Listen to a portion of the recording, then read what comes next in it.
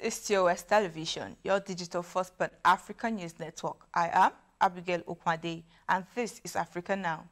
We begin with security matters.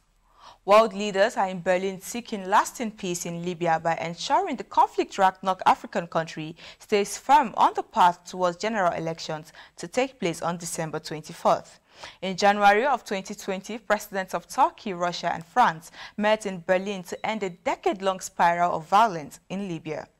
The United Nations sponsored talks will have representatives of Secretary of State Antony Blinken as well as the foreign ministers of France and Egypt.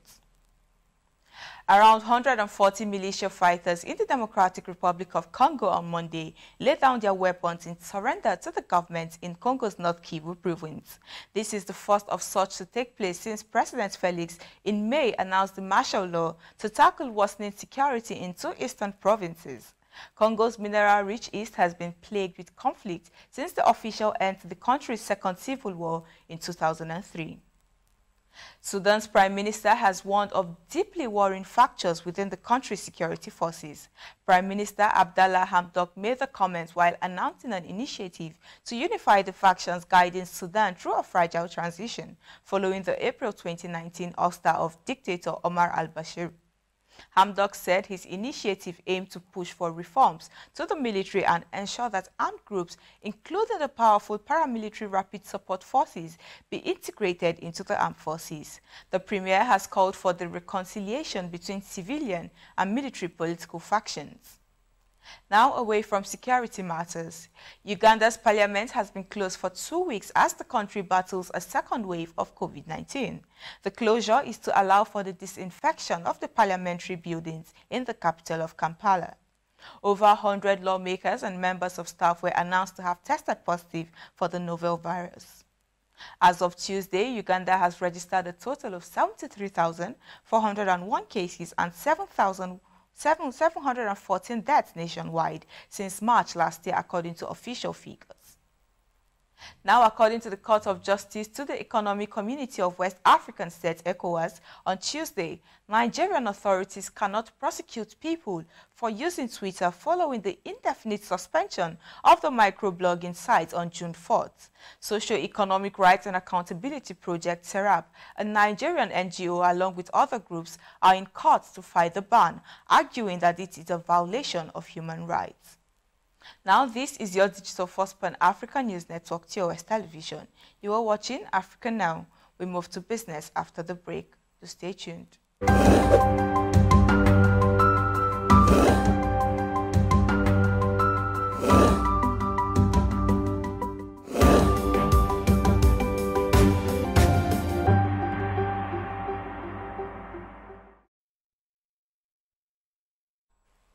Welcome back. In business, the governor of the Central Bank of Nigeria, Godwin Emefiele, says he expects the true value of the naira to be between 430 to 455 naira to the dollar. Emefiele, addressing his investors in the United Kingdom, encouraged them to reconsider their waning interest in Nigeria equities, suggesting that some of the stocks were undervalued. Nigeria's capital importation data into equities was just $755 million in the whole of 2020, compared to $1.8 billion in 2019.